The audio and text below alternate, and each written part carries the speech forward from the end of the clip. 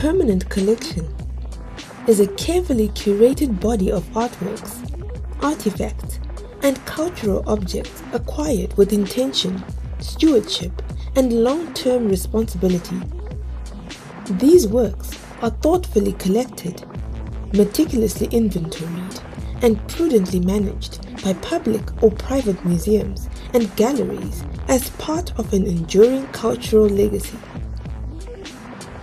When a public museum holds a permanent collection, it assumes full ethical, fiduciary, legal, and professional responsibility for the works in its care.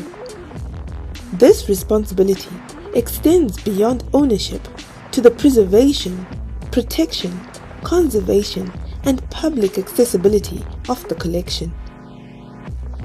A permanent collection is not static. It is a living archive, one that supports research, education, and critical engagement with art history across generations. Through careful stewardship, these collections become instruments of public memory, cultural continuity, and scholarly inquiry. Beyond their role in education and community building, permanent collections play a vital role in national identity, cultural diplomacy, and long-term development. When diligently cultivated and responsibly promoted, they serve as a testament to a society's values, intellect, and commitment to preserving its artistic heritage.